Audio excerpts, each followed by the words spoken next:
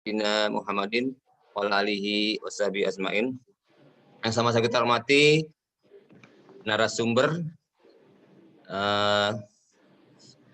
tentang e-modul serta moderator dan seluruh panitia dan seluruh peserta e-modul yang saya banggakan.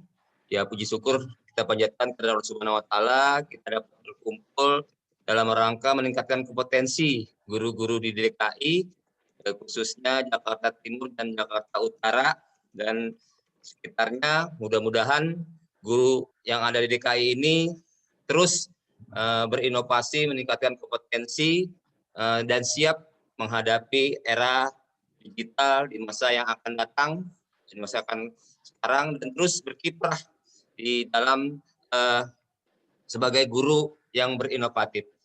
Kita sebagai guru harus mempunyai peran yang penting dalam era digital ini, khususnya anggota IGI.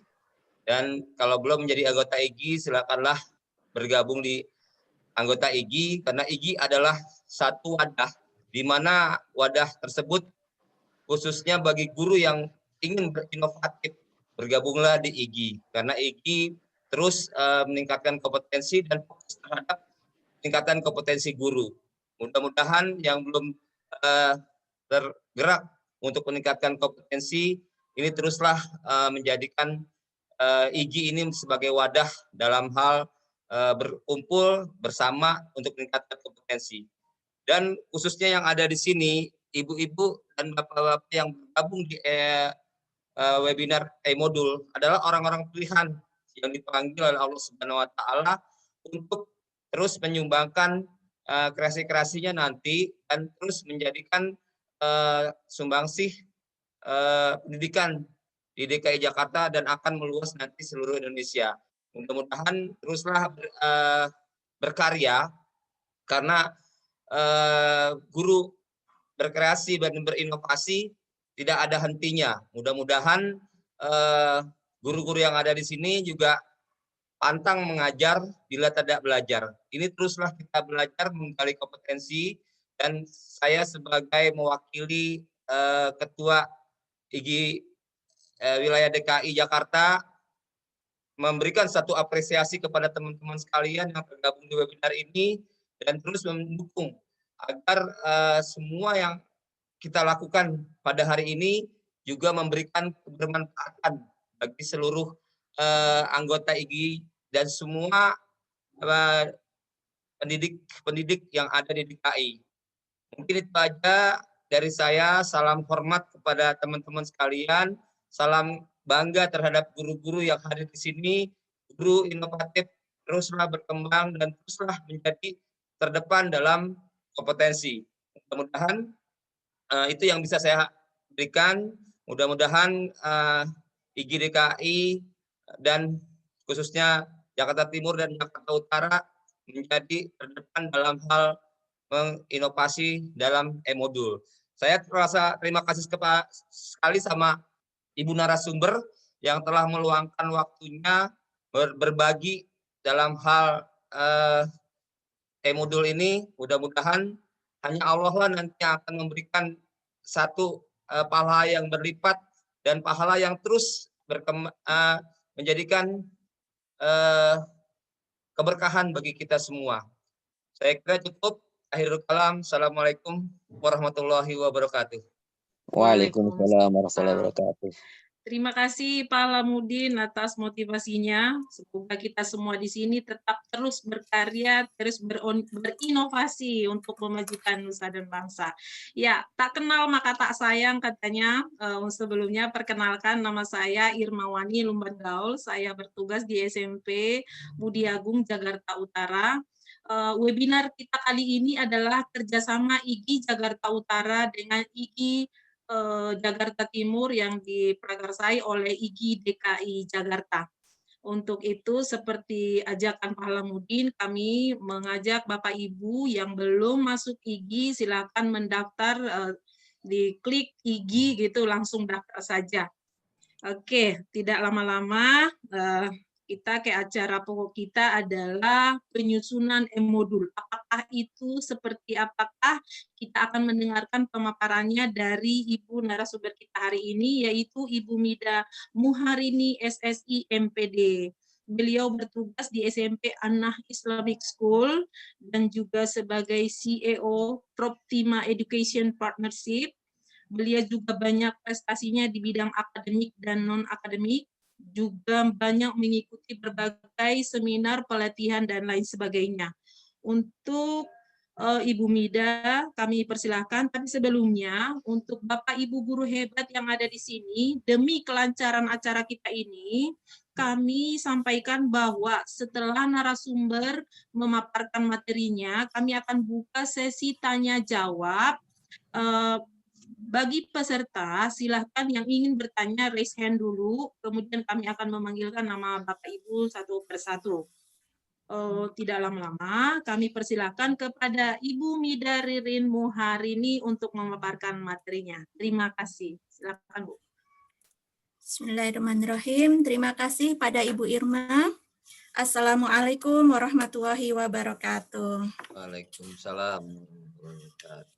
Rabbi shrah li sadri wa yassir li amri wahlul 'uqdatam min lisani yafqahu qawli. Sebelumnya saya ucapkan syukur alhamdulillah ya Bapak Ibu sekalian, kita bisa berkumpul di sini walaupun dalam kondisi online.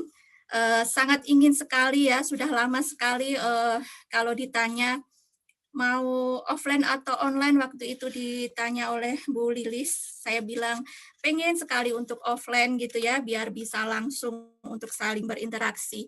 Sepertinya ketemu sesama guru itu saling menyumbangkan semangat, saling menyumbangkan energi positif seperti itu. Tapi sepertinya Allah berkata lain ya, semoga ini tidak mengurangi semangat kita untuk terus belajar. Bagaimanapun, apapun yang dilakukan siswa, apapun yang dikerjakan oleh siswa atau peserta didik kita, itu tak kurang dan tak lebih karena contoh yang kita berikan. Jika gurunya seorang pembelajar, insya Allah siswanya juga seorang pembelajar. Baik, sebelumnya juga saya ucapkan terima kasih kepada panitia yang telah memberikan kepercayaan kepada kami untuk menyumbangkan ya, sharing saja. Sebenarnya dibilang pakar atau dibilang narasumber itu kayaknya belum cocok seperti itu. Cuman mungkin ini sharing ya, karena ditanya bisa sharing Bu Mida, saya bilang bisa gitu. Tapi kalau ternyata harus pakar katakanlah seperti itu, saya merasa belum cukup seperti itu. Kemudian tadi di CV, mohon maaf ada sedikit kesalahan. Jadi saya sekarang aktivitas saya adalah di rumah guru anak-anak saya sebenarnya. Saya mengajar di SMP An-Nah itu terakhir tahun 2015. Saya mengambil pendidikan S2 sampai sekarang dan alhamdulillah menahkodai atau jadi CEO Proptima Education Partnership yang membantu sedikit-sedikit untuk sekolah-sekolah yang memang perlu untuk dibantu seperti itu. Jadi kalau misalnya nanti ada Bapak Ibu guru di sini yang menginginkan ada bantuan dari Proptima, apa saja produknya, insya Allah sambil jalan kita akan diskusi. Oke, kita akan langsung saja di materi. Kalau judul di flyer adalah penyusunan e-modul ya, penyusunan e-modul.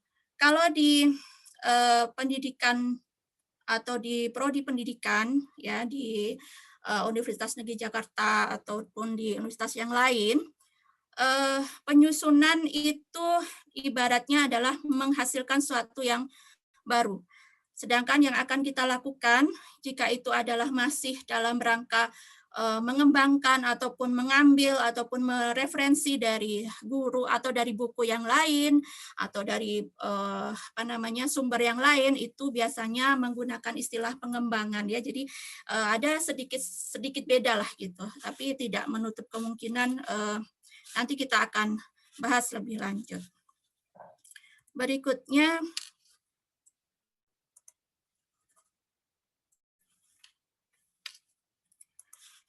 ya, Bapak Ibu sekalian, seperti yang disampaikan oleh Bapak Alamudin tadi ya, bahwa ternyata mau nggak mau kita di era yang sekarang nih ya, mungkin sudah sekitar hampir 9 bulanan ya kita di rumah ya, kita SFH walaupun guru-gurunya tetap di sekolah gitu ya, siswanya di rumah. Kita dituntut atau bahkan kita dipaksa gitu ya untuk berdigital ria, untuk sangat-sangat apa namanya ramah, sangat-sangat mengenal sekali apa yang namanya digital. Minimal adalah gadget kita, minimal adalah laptop kita seperti itu. Padahal jika kita mau membuka apa namanya beberapa referensi atau beberapa berita bahwa tantangan era digital itu sudah dimulai lama. Ya, pada saat revolusi industri 4.0 mulai dilancarkan gitu ya dari apa namanya Inggris ya, dari Jerman seperti itu. Sehingga sepertinya memang ini kehendak Tuhan Yang Maha Esa gitu ya, yang tadinya kita agak-agak aku bisa nggak ya gitu ya. Akhirnya mau nggak mau kita akhirnya harus gitu. Kalau nggak gitu ya yang ada apa namanya banyak ya ya sebenarnya ini tantangan semuanya, tantangan terutama sekolah-sekolah yang di ujung ya, di daerah apa namanya perbatasan ataupun daerah terpencil terpelosok. Ini untuk digital ini jangankan kok digital gitu ya, yang masih modul biasa aja ini masih menjadi tantangan buat beberapa guru. Nah, tantangan guru era digital ini diantaranya adalah gap generation ya. Mungkin ini dirasakan ya, terutama saya sebagai seorang ibu atau siapapun ya, Bapak Ibu semua sebagai orang tua. Kalau dulu kita biasa ada berita itu pegang koran. Pagi-pagi bangun tidur sambil sarapan kita nanya, korannya mana nih? Gitu. Atau datang ke sekolah sambil menyiapkan RPP dan sebagainya, kita nanya, koran udah datang belum ya Bu? Seperti itu. Nah, tapi lihat di depannya, anak-anak zaman sekarang kayaknya udah nggak mengenal koran. Jadi kemarin ada anak saya dapat tugas clipping, pada bingung. Ini clippingnya ngambil dari mana ya, koran udah nggak ada, majalah udah nggak ada gitu ya, seperti itu. Kemudian juga itu contoh kecil. Kemudian yang kedua adalah pada saat anak-anak kita sudah lebih tahu sebelumnya dari apa yang kita akan sampaikan, gitu kan. Jadi inilah gap. Kalau kita nggak segera memperkecil gap itu ya kita akan terus tertinggal dan akan dianggap Bu Guru ini nih kudet katakan gitu. Termasuk gap generation ini kalau dulu saya pernah tuh ya nyanyi yang salah satu lagunya Mama, how are you today gitu ya.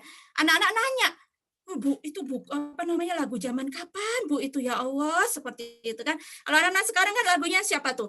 Katy Perry lah atau siapa lagi tuh ya. Jadi sampai Ibu kenal ini enggak? Enggak. Aduh Bu, kudet banget sih Ibu ya. Seperti itu. Kemudian berikutnya adalah digital literasi. Digital literasi knowledge. Jadi kita dituntut untuk bisa ini ya Bapak Ibu, walaupun mungkin selama ini mungkin Bapak Kepala Sekolah sedikit meringankan langkah kita, bahkan ada yang protes malahnya ini kerjaan sekolah administrasi aja yang diurus, katakanlah seperti itu ya.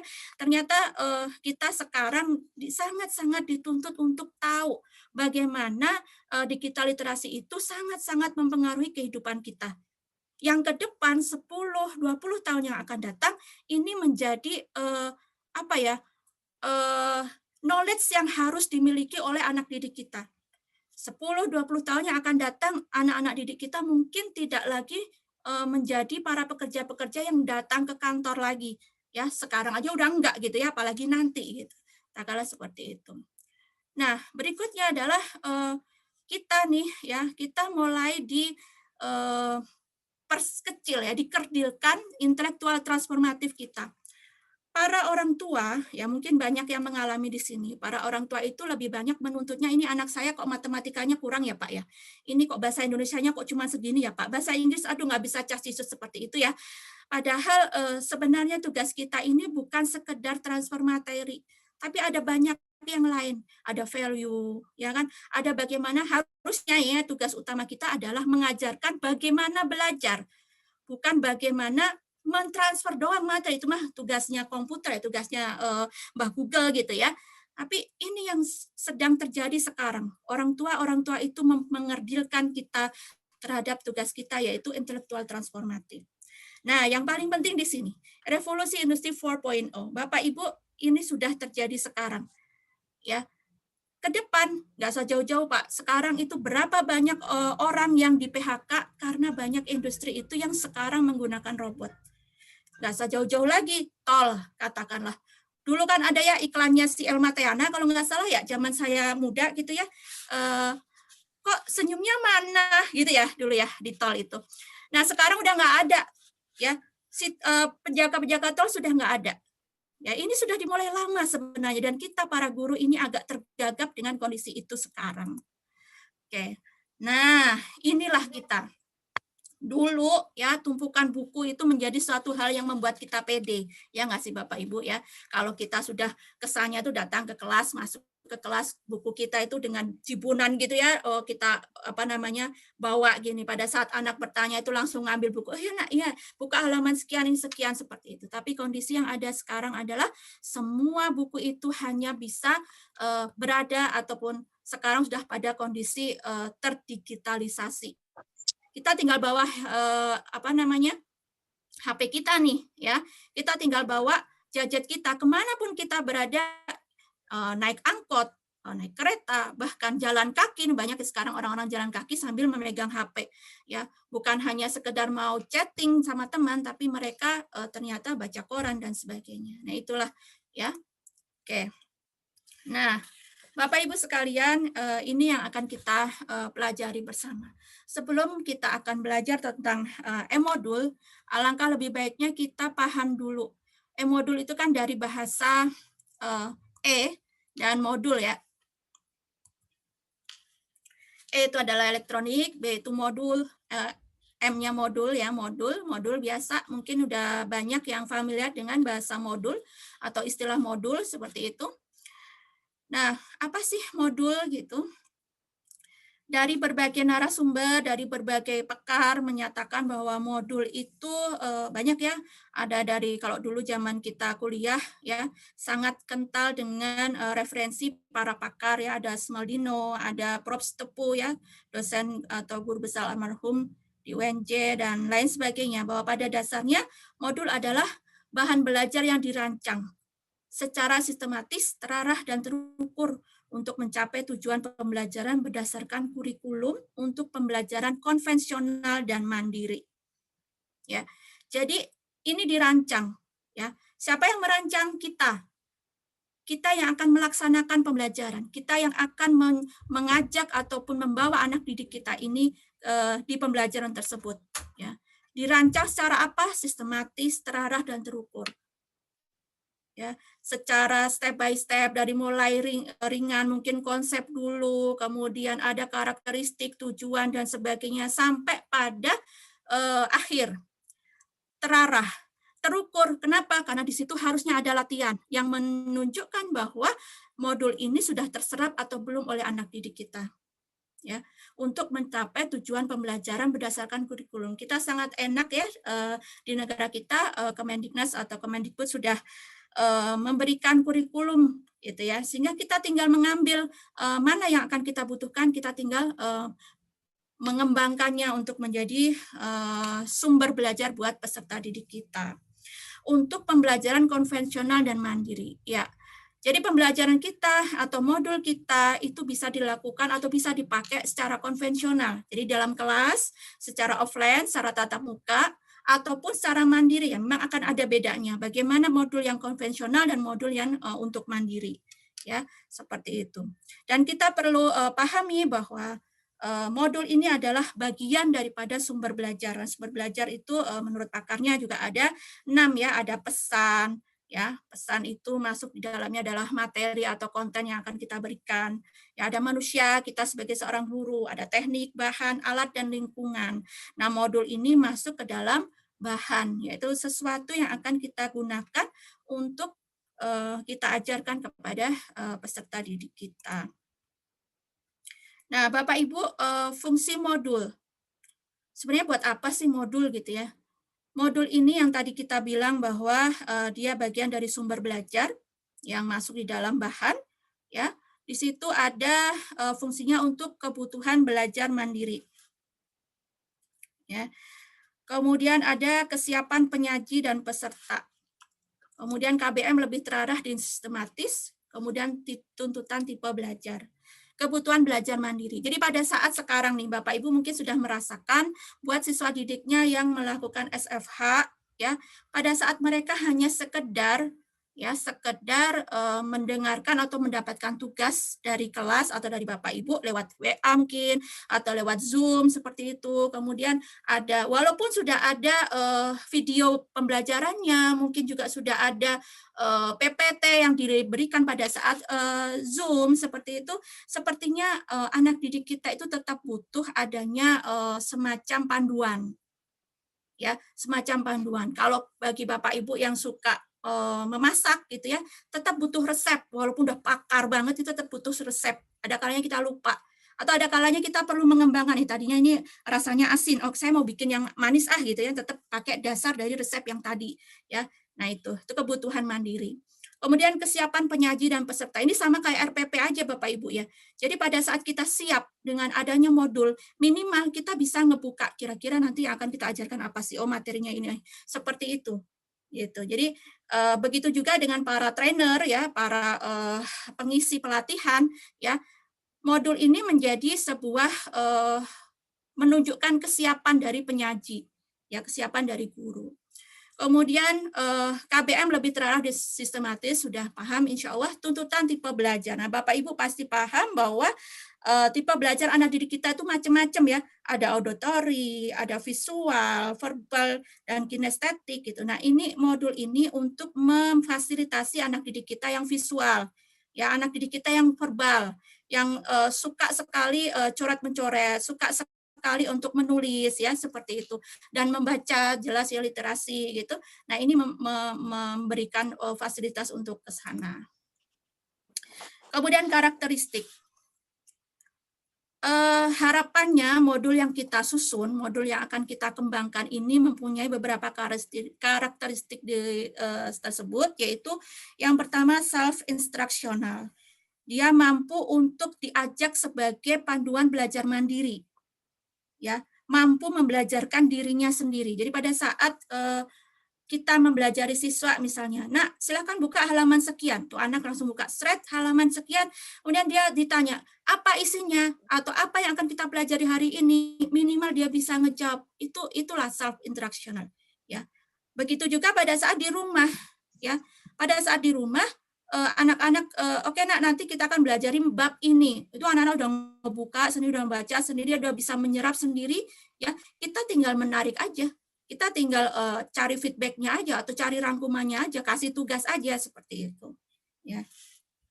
Kemudian self contained atau utuh ya, harapannya modul kita ini adalah seluruh isinya adalah seluruh materi pembelajaran di satu unit kompetensi utuh ya, tidak terpecah-pecah misalnya satu tentang ini, satu tentang bab ini, satu tentang bab itu, seperti utuh gitu. Walaupun nanti pada pelaksanaannya kita akan menyusun sub modul gitu ya, modul sub kompetensi. Tapi minimal yang akan kita berikan dalam satu sub kompetensi itu tuh utuh gitu.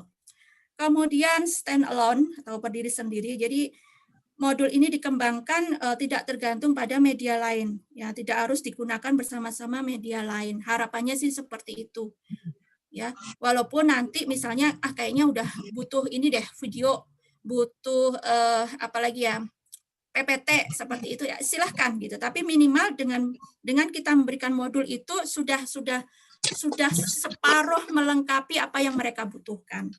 Gitu. Kemudian adaptif ini menyesuaikan. Nah, ini yang menjadi tugas berat Bapak Ibu ya. Ada kalanya sekarang kita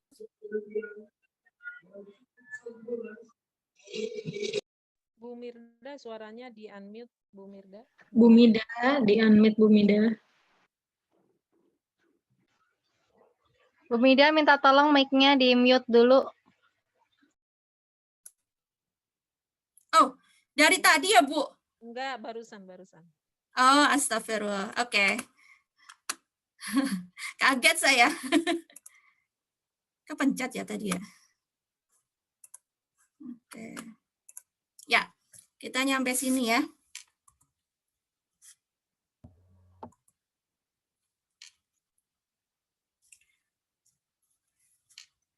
sebentar.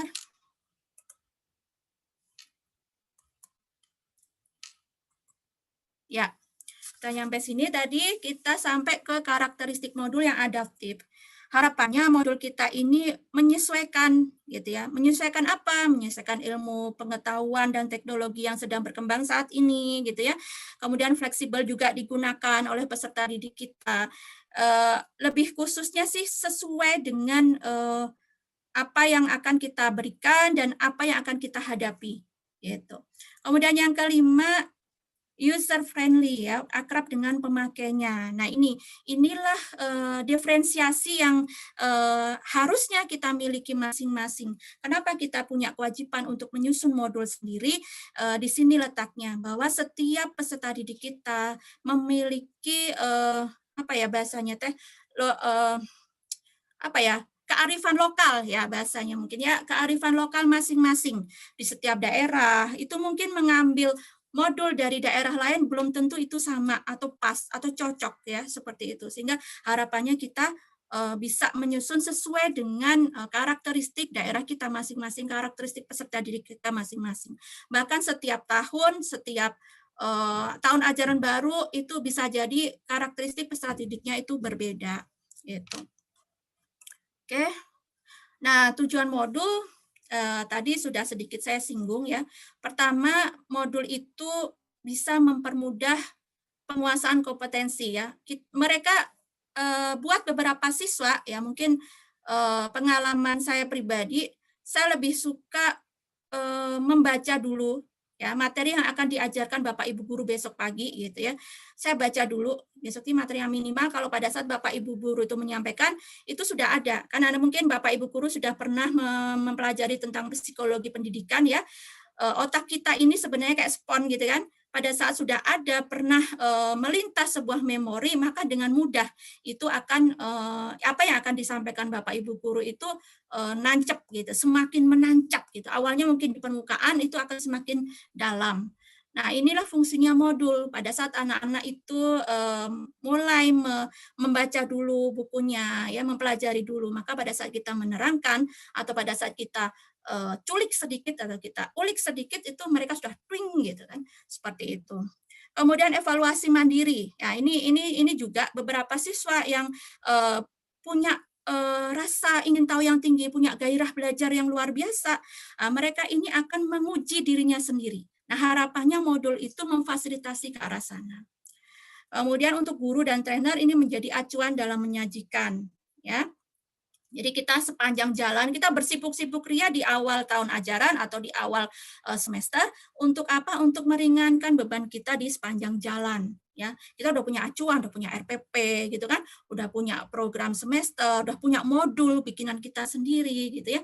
Insya Allah itu lebih meringankan. Kita tinggal mencari misalnya media ataupun mencari tambahan-tambahan yang lain yang sifatnya adalah sebagai pembantu saja. Kemudian buat masyarakat umum, modul ini untuk kelangsungan dan penyebaran pengetahuan. Ya, jangan pernah berpikir bahwa sudahlah kan sudah banyak pakarnya yang bikin buku, yang bikin modul, ya itu aja lah. Sampai kapan gitu. Nah ini juga bagi saya pribadi gitu, insya Allah buat para muslim, buku atau modul ini menjadi amal jariah ya yang akan mengalir terus pahalanya sampai kita bahkan mati sekalipun ya. Tapi jelek Bu nggak masalah, toh tetap akan ada yang make gitu. Nah, harapannya buku ini akan terus mengembang. Makanya bahasa saya di judul tadi adalah pengembangan modul. Kenapa? Harapannya tidak sampai di sini saja. Udah sampai nih, alhamdulillah sudah jadi nih modul saya. Nah, harapannya tahun depan ada revisi lagi, ada yang perlu diperbaiki lagi ya, seperti itu. Kemudian mengatasi keterbatasan waktu, ruang, dan daya indera. Saya ingat sekali dulu membayangkan Jakarta, kan saya anak daerah ya, saya dari Tuban, Jawa Timur, termasuk jalur Pantura, membayangkan Monas itu kayak apa ya, ada emas di atas sana gitu kan. Nah, itu begitu ada fotonya kita bawa itu ke media ya, ke modul kita gitu, itu memberikan sebuah informasi yang luar biasa untuk anak kita ya, mengatasi keterbatasan waktu, ruang, dan daya indera. Nah, Bapak Ibu, macam-macam atau jenis modul yang bisa kita kita pakai dalam pembelajaran kita, ya, berdasarkan cara pengembangannya ada 3, ya, adaptasi, kompilasi, dan menulis sendiri.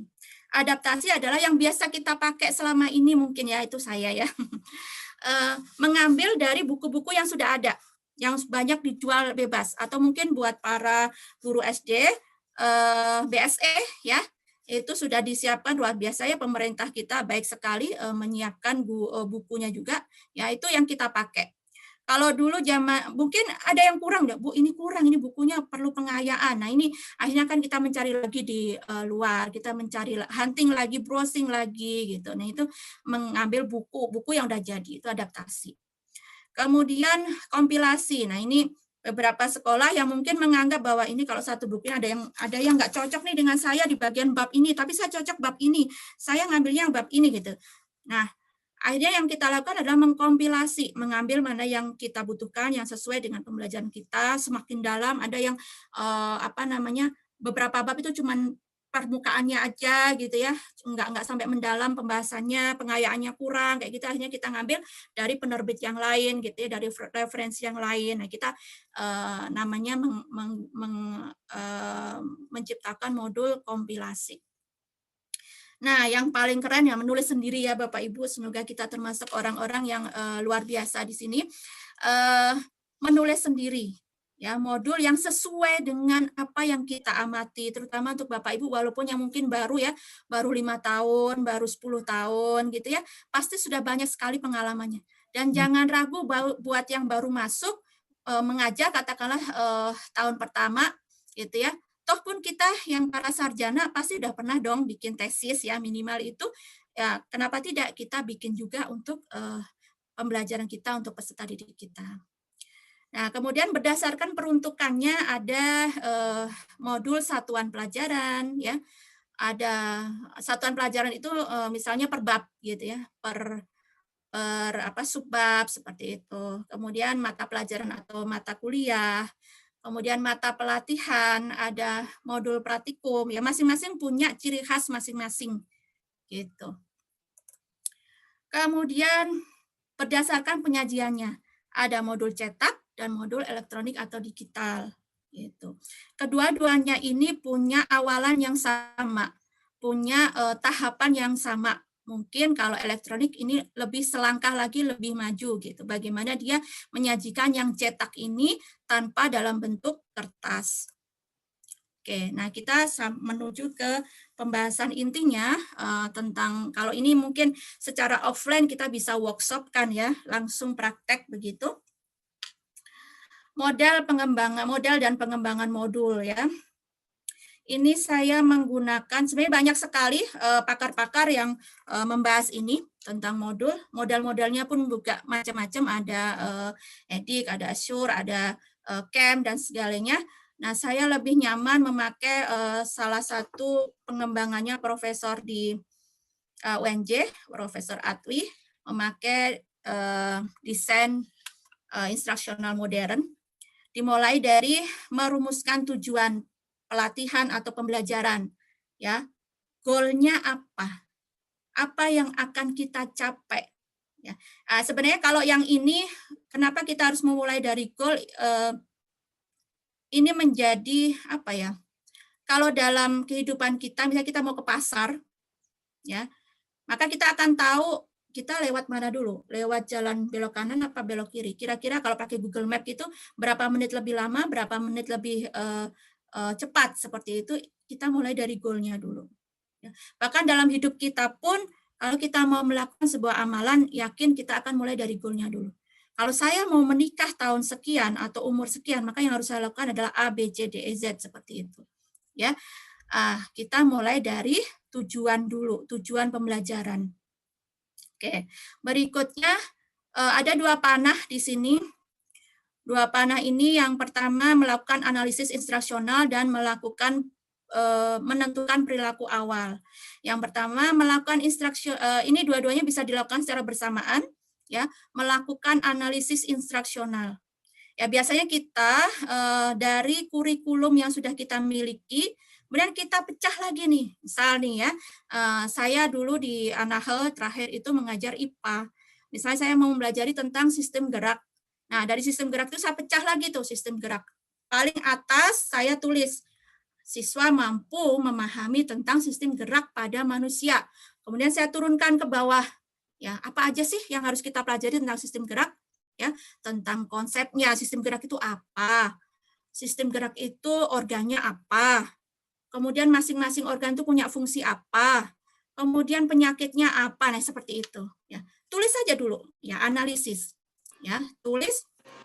Berikutnya, bentuk analisis itu adalah melakukan semacam apa ya, menata puzzle. Ya, kira-kira yang mau saya letakkan paling awal, yang akan saya ajarkan paling awal itu yang mana? Nah, kayak menyusun puzzle gitu Bapak Ibu ya, taruh di bawah. Kemudian atasnya berikutnya apa lagi, apa lagi, apa lagi. Kemudian panah. Panah ini juga berpengaruh kalau dalam pembelajaran di teknologi pendidikan ataupun di ilmu pendidikan pasti paham ada prosedural, ada hierarki seperti itu. Apakah materi ini bisa saya ajarkan bersamaan? Apakah materi yang ini sama ini itu saya harus ajarkan ada syaratnya, harus yang ini dulu baru ini. Nah, itu namanya analisis ya. Kemudian terus sampai ke atas sampai pada kita menuju goal ini. Itu. Dan menentukan perilaku awal. Ya, ini penting, saya yakin Bapak Ibu sudah melakukan semua. Anak didik saya ini kira-kira sudah paham belum ya sama sistem gerak? Kira-kira jika saya kasih pretest, dia mampunya sampai di mana? Nah, ini penting untuk kita berikan gambaran. Walaupun nanti tetap kita masukkan di dalam modul kita misalnya, tapi kita bisa sambil jalan di proses pembelajaran, kita bisa skip-skip seperti itu. Kemudian dari dua ini lanjut ke merumuskan TIK, KD, dan indikator. Ya, untuk apa? Untuk lebih mengarahkan lagi. Biasanya kalau di kependidikan juga ada yang rumus ABC itu ya Bapak Ibu, audience, behavior, change-nya condition dan degree ya. Mungkin ini nanti kita bisa bikin lagi yang pelatihan yang lain tentang desain instruksional, tapi minimal KD dan indikator pasti sudah familiar ya. KD-nya apa saja kita susun. Berikutnya ke menyusun GBIM dan JP. GBIM itu garis besar instruksional modul, dan JP-nya adalah jabaran P-nya ini, aduh lupa saya ya. Kemudian berikutnya mengumpulkan bahan pustaka. Ini perlu Bapak Ibu, kita bukan manusia super, ataupun kita nggak ingin, nah ini yang bahaya, kita nggak ingin dianggap sebagai plagiat. Ya, kita perlu untuk, kita nggak masalah loh, misalnya, Bu, saya ini lulusan ekonomi S1-nya, ternyata saya disuruh ngajar matematika. Nggak apa-apa Bapak Ibu ya. Yang penting pada saat penyusunan modul, kita boleh ngintip-ngintip ke browsing ke internet, tapi jangan lupa kalau kita mengambil gitu ya, kita perlu menyelipkan ataupun menyampaikan bahan mustakanya, selipkan sumbernya. Termasuk tadi jika kita mau melakukan atau membuat modul kompilasi, jangan lupa ya, pada saat kita mengcopy katakanlah buku atau bagian bab yang kita butuhkan, jangan lupa mengcopy bagian depan dari buku tersebut. Untuk apa? Menunjukkan bahwa buku ini kita ambil dari buku si A, buku si B. Ya, kemudian satu lagi di halaman kedua dari buku, di situ ada tentang penerbit, tahun penerbit dan sebagainya, itu perlu ya untuk menunjukkan bahwa kita sedang kompilasi, bukan mengambil hasil karya orang lain, bukan mencuri hasil karya orang lain ya, seperti itu. Kemudian bersamaan dengan itu kita menentukan format modul ya, nanti setelah ini akan saya sampaikan tentang format modul ya. Bagaimana format ini dipengaruhi oleh peruntukan dari modul tersebut ya. Itu berikutnya dua panah nyambung menjadi menulis modul. Jangan lupa melakukan setelah modul dapat, setelah modul jadi, jangan merasa bangga dulu. Kenapa? Karena modul kita ini masih kasar, istilahnya gitu, masih perlu diayak, masih perlu diperhalus, mungkin kata-katanya seadanya ya, seperti itu. Maka perlu dilakukan evaluasi formatif. evaluasi formatif ini apa? Ada validitas di sana. Mungkin Bapak Ibu yang S1-nya pendidikan dan di sana mengambil skripsi ataupun tesisnya itu tentang pengembangan modul pasti paham ya, di sana ada yang namanya validitas atau meminta pendapat pakar. Ya, minimal ada pakar bahasa, pakar konten, dan pakar desain yang kita perlu tanya.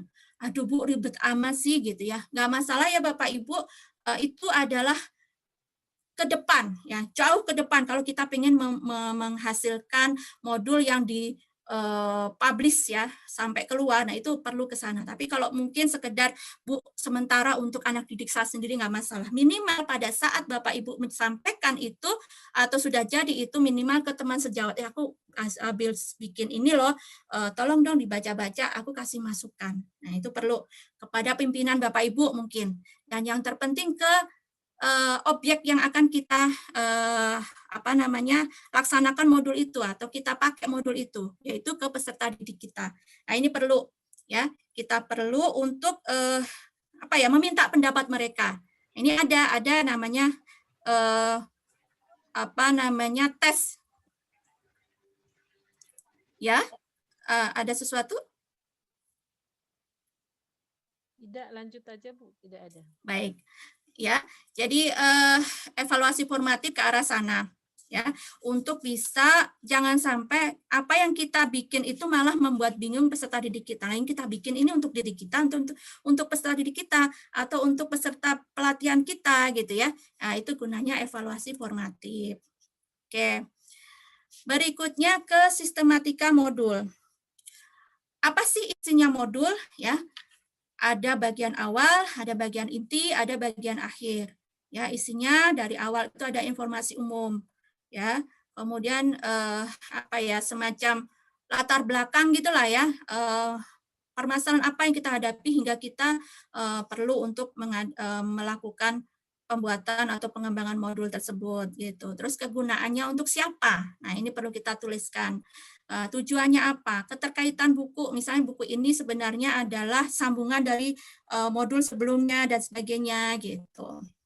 Kemudian susunan, kemudian ada daftar isi dan sebagainya. Petunjuk, nah petunjuk ini perlu terutama ya, mungkin Bapak Ibu pernah melihat ini di buku BSE, di sana ada petunjuk untuk guru, petunjuk untuk siswa gitu ya, mungkin bahkan petunjuk untuk orang tua gitu. Kemudian ini ideal sekali gitu ya. Kemudian yang inti, nah ini adalah kalau di silabus kita ya, di proses pembelajarannya itu ada pendahuluan ya, persepsi istilahnya gitu ya di sini. Kemudian ada kegiatan belajar, ada uraian materi, contoh non-contoh, kemudian ada latihan. Nah, kita benar-benar kayak kita mengajar dalam kelas, kemudian kita tuangkan itu ke dalam modul ya. Seperti itu. Ada rangkuman, ya, ada tes formatif gitu. Mungkin kalau dilihat di buku BSE itu ada latihan di tengah-tengah materi, ya. Nah, tes formatifnya itu ada ABC yang di belakang, ada pilihan gandanya itu, ya, tes uji kompetensi seperti itu.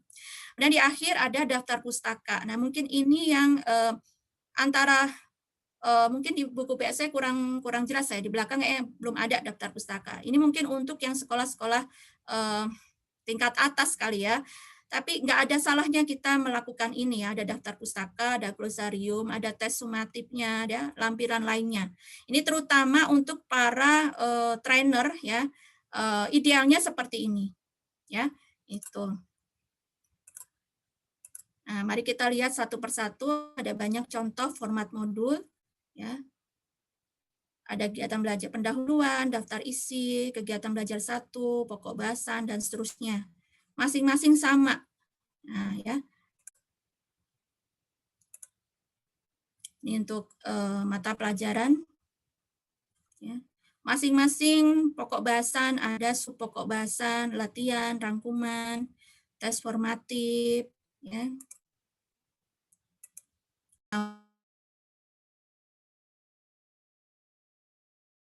Maaf Bu Mida, speakernya Ya, speakernya mati lagi. Di mute dulu Bu Mida, maaf. Ya. Itu mungkin ini ya, mute all ya. Oke, lanjut ya.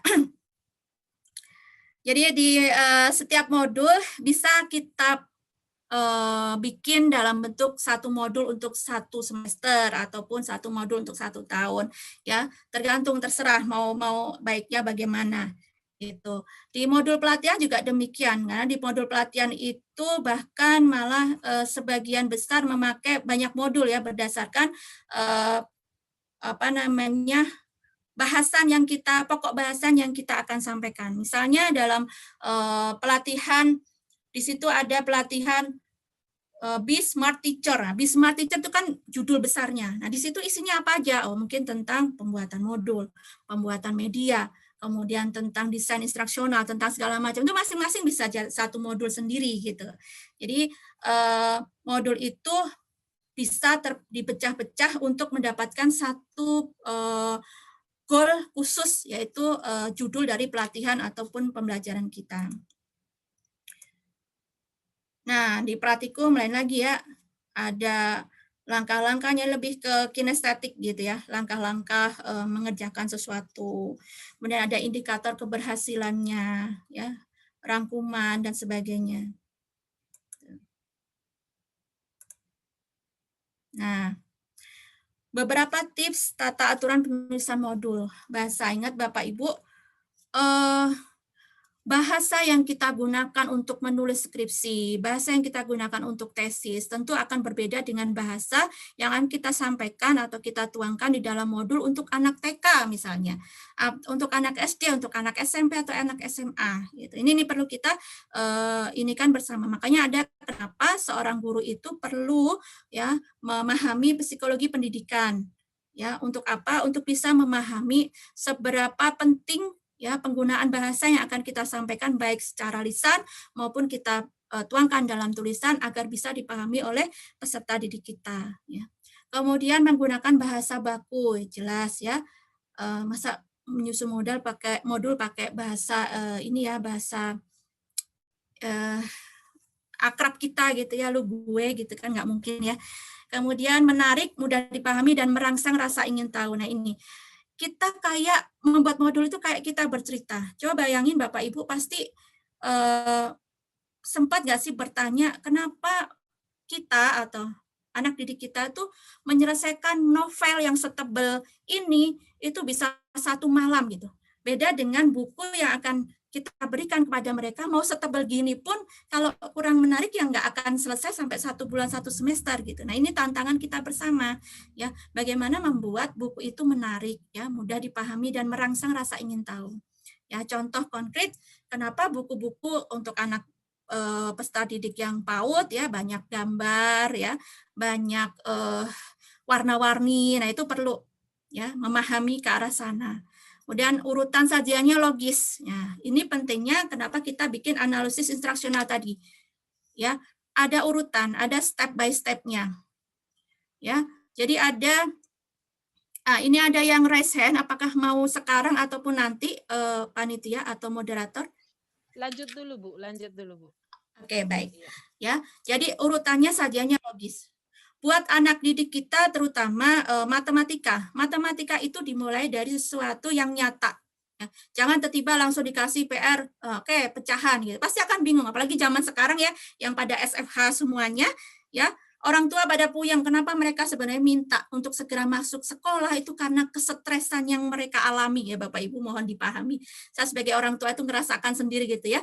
Ya alhamdulillah kalau mungkin yang para guru-guru bisa lah mengajari anak didiknya yang masih SD, SMP gitu ya, SMA, kalau udah kuliah ya beda lagi ya.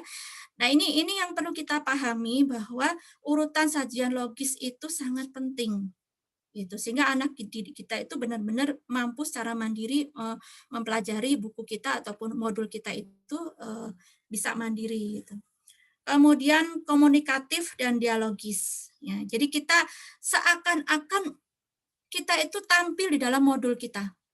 Ya, kita menyampaikan seperti kita menguraikan di depan kelas di buku kita itu. Gitu. Walaupun sekali lagi bahasanya tetap baku ya, menggunakan bahasa yang baik dan benar ya, seperti itu. Oke.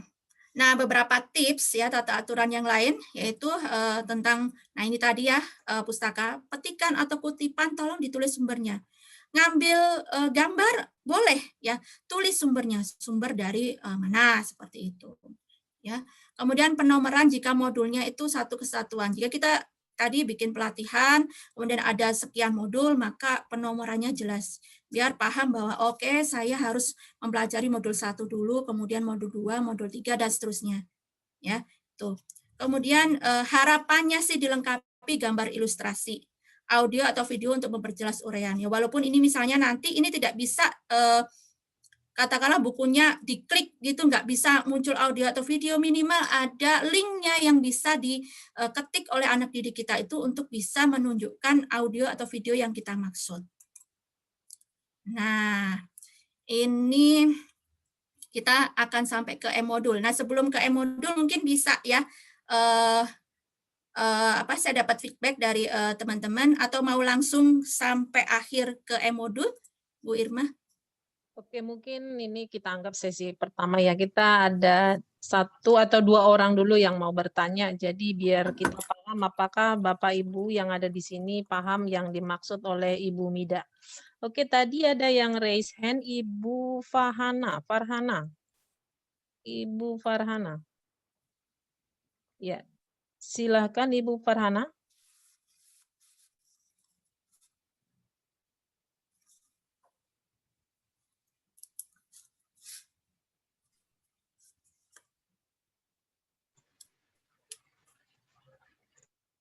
Maaf tadi. Oh ya, Ibu Ya. atau Bapak ya, maaf Pak. Bapak Farhana Fadila. Ya, silakan Pak. Ya. Itu mohon maaf tadi saya itu jadi saya itu nggak bermaksud raise hand. Maaf ya. Oke. Kalau begitu langsung lower hand aja ya Pak ya. Iya. Oke, terima kasih Pak. Mohon maaf. Iya, kalau begitu, apakah ada Bapak Ibu? Tidak ada. Atau pertanyaannya dari saya ya? Enggak. Mungkin saya juga dengan peserta lain karena baru mendengar e-modul ya. Mau saya tanyakan ini Bu Mida. Setelah saya ikutin dari awal, apakah ini seperti buku pelajaran atau LKS atau apa gitu, cuma bentuknya digital gitu ya Bu? Oke, bagus sekali. Iya. Baik, terima kasih pertanyaannya Bu Irma. Jadi sebenarnya segala bentuk maupun elektronik yang kita pakai ya untuk menyampaikan konten atau materi kepada anak didik kita itu namanya buku atau modul. Gitu. Cuman ya ada bedanya lagi. Modul ini lebih spesifik bahwa itu fokus untuk